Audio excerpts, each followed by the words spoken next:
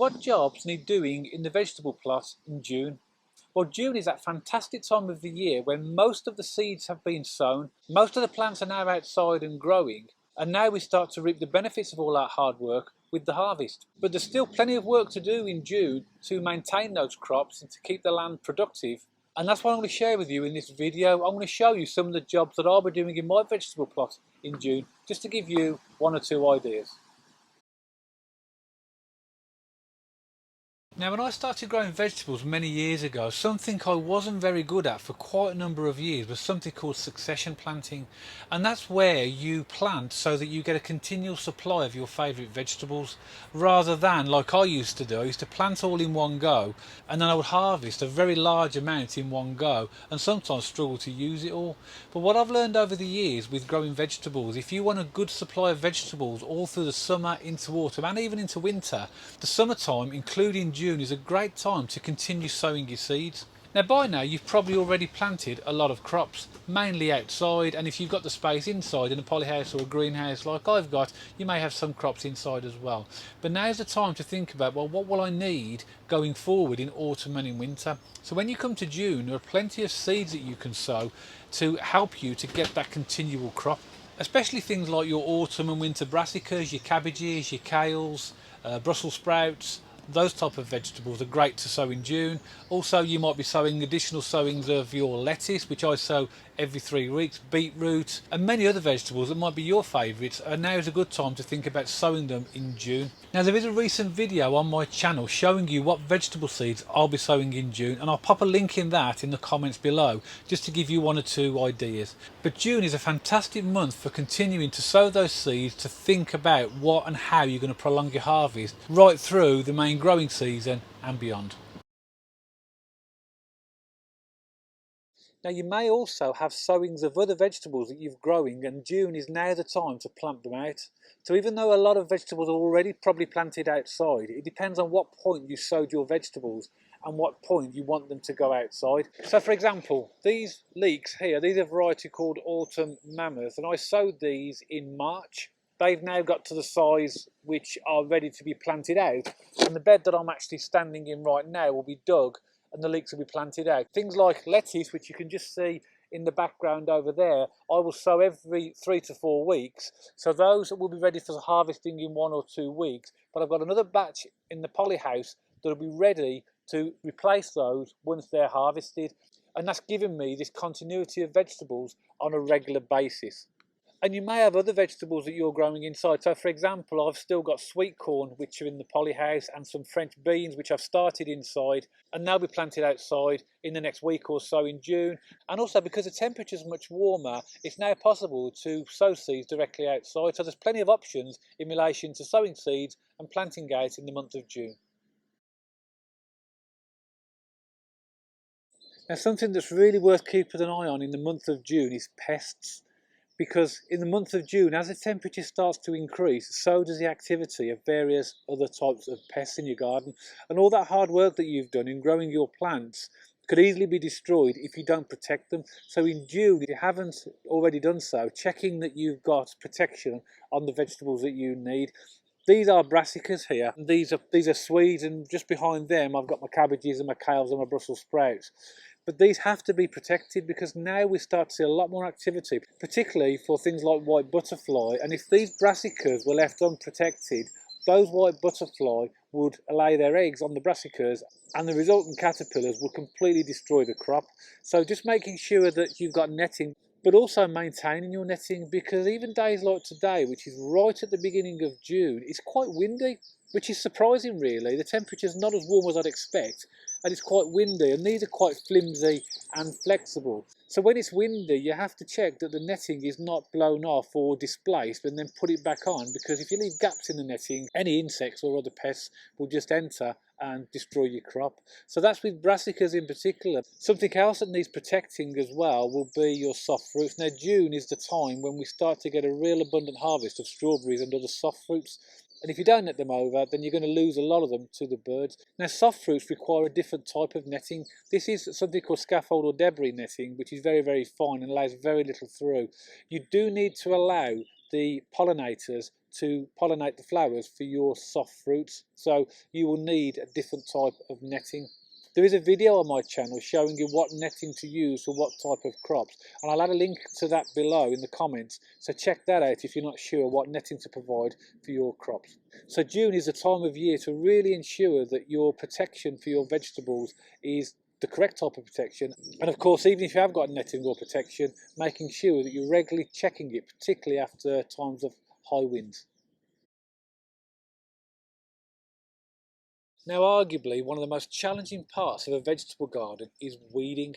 And speaking to other vegetable growers, this is probably the most challenging and disliked part of growing vegetables, but it's really important. And when we get to June, when the temperature starts to get really warm and we get those downpours of rain and then sunshine and then rain, the rate and growth of weeds just accelerates quite dramatically. But if you take a vegetable bed, such as, for example, beetroot, that is full of weeds, the weeds are competing with the same nutrients as the beetroot and therefore denying them the full amount of nutrients they can have. So every time you weed, you're actually providing a better environment for your vegetables. So keeping on top of the weeding is really important. Now, some people will do that on a weekly basis. Some will do it in zones, so they do one area one week, one area another week. But it doesn't really matter, to be honest. It really is a case of just keeping on top of the weeds. And if you're new to vegetable growing, you might seem frustrated when what appears to have been an area that you've weeded, and you come back a week and a half or 2 weeks later and there's weeds started to grow again. But that's just the nature of vegetable growing, and weed control is one of the best things that you can do to help give you a good abundant crop of vegetables. So in June, keep on top of your weeds. Now, something that's really important to keep on top of in June is watering. Now, this is one of the biggest reasons for crop failure when vegetables are not watered correctly or not watered enough. Now, sometimes with the warmer temperatures in June and July and August, any water that goes into the ground is going to evaporate out quite quickly, just by the nature of temperature. So if we're not putting that moisture back into the ground, into our vegetables, then that's going to be a problem for them. Now, it doesn't matter whether you use a watering can or a hose pipe or even a sprinkler, as long as you're giving your plants the water that they need. Now, if you're an allotment holder or you rent a space from somebody else, you might be restricted on what you can use. You might only be able to use watering cans. You might not be able to use hose pipes or sprinklers. But the important thing is to get the water to the crops. Now, a couple of tips for watering. Understand the crop and their water needs. It's always better to give one good soak compared to lots of small little sprinkles. And if you are going to water, water in the coolest time of the day. So if you can, water first thing in the morning or late in the evening. So for example, if you were to water at the warmest part of the day, there's no doubt that your water would definitely go on top of your crops. But because it's so warm, the likelihood is that that water will evaporate quite quickly before it gets to where it needs to, soak through and down to the roots. And even any water in the surface of the soil will also evaporate and dry out really, really quickly. But if you water when it's cooler, the water's got much more chance of getting down to where it needs to go. And it may be in June, where you get prolonged heat, that you might need to water every single day. And that can sometimes be a problem for people who've got really busy lives through work and family and all the other commitments we have. But if that is the case, maybe think about a shared watering scheme. So if you've got neighbours either at home or in allotments, then you could possibly share the watering with them. So you could agree with them, okay, you do both plots on Tuesday, I'll do it Wednesday, etc. But I'm sure all vegetable growers, including myself, can think of instances where we've lost vegetables because of lack of watering. And that's a shame, because we work so hard to get the vegetables to a point where we want to harvest them, and just through lack of watering, they just die. So June is a particular time where you need to think about keeping on top of your watering. Now, a real favourite of vegetable growers is tomatoes. As you can see behind me, I've got 8 tomato plants which were planted outside about a week ago. So they're only quite small at the moment. But in June, because of the heat, these will start to grow quite rapidly. So June is an excellent month for feeding tomatoes and maintaining them. As these tomatoes start to grow, in order to put the main energy into the stem and therefore increase the possibility of more tomatoes, what you need to do is take out any side shoots. So as the tomatoes are starting to grow, any shoots that you see developing between the main stem and the branches should be nipped out. That will transfer all the energy back to the main stem and that should give you a much greater harvest of tomatoes. Also, the soil or the compost is important as well, and you might think in June about feeding it. Now with tomatoes, you don't really want nitrogen rich soil, because that will give you really healthy growing tomatoes. The foliage will look really nice, but it doesn't result in an awful lot of fruit. So what you want to do is give them a tomato feed that includes things like potash, or I've got one which includes seaweed and magnesium. And all that will do is allow the right type of nutrients into the roots and therefore produce a much greater harvest of tomatoes. If you are going to use a tomato feed, make sure you read the instructions on the bottle or the packet before use, because a lot of them are heavily diluted. It will tell you to use, for example, a capful in 4.5 litres of water. So it's really important that you read it carefully so you don't overfeed the plants. So June is a great month to think about feeding and maintaining your tomatoes, whether they're outside tomatoes or whether they're indoor tomatoes like the ones I have in my polyhouse. And also, June is a fantastic time where vegetables really now start to become ready for harvest. As you can see here, there's broad beans. So they'll be ready for picking right at the beginning of June. They're a variety called Valenciana, which are an overwintering variety. You can see my lettuce that are about a week away. So throughout the month of June, all of these will be harvested and used. And there's 4 varieties of lettuce there. You can also see the strawberries that are just starting to develop on the plants. They will ripen up and there'll be a huge amount of strawberries to be harvested throughout the month of June. You can see I've got a lot of strawberry plants in my allotments. My garlic will be ready towards the end of June for harvesting as well. That is exactly where it needs to be right now. It's quite natural for the foliage to start to go off colour, but probably towards the 3rd or last week of June, these will be harvested, and I should get a good harvest of those. They're a variety called Solan White.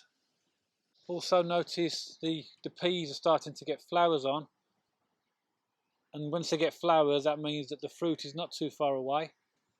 Some of my onion sets are starting to bulb up. I'll probably wait to the very end of June, maybe even to July for these, because it's only towards the end of their growth they start to develop the bulb. So we'll monitor those, but it's quite possible that I'll harvest some of those in June. And over here, I've already picked some of these, but again, June is another great month for harvesting of rhubarb. So this will all be harvested in the month of June. And with that, I'll make a lot of orange, ginger and rhubarb crumbles, and they'll go in my freezer for the winter and for next year. And the raspberries are also starting to get flowers, and the fruits just starting to develop now. So they'll start to develop even further and ripen up towards the end of June to give me my first crop of them. But these raspberries are a mixed variety of summer and autumn raspberries, so I'll also get a second picking of these towards the end of September. Now, as you can see, June in the vegetable garden is no different from many other months. There's still plenty to do, but the benefit of June is we get this nice, glorious, warmer temperatures, but also we start to reap the benefits of all that hard work with the harvest that we're going to get. I hope the video has given you 1 or 2 ideas for yourself, and if the jobs that you do in your vegetable garden in June that I haven't covered in the video, then please pop a comment below with your suggestions. It's really great when we can share information for growers of all levels just to help each other out. I'd like to thank you very much for listening to the video, and if you did, don't forget to give it the thumbs up, and if you want to subscribe to the channel for future videos on how to sow and grow fruit and veg and flowers and 1 or 2 recipe ideas, don't forget to press the subscribe button. And I'll see you all on the next video.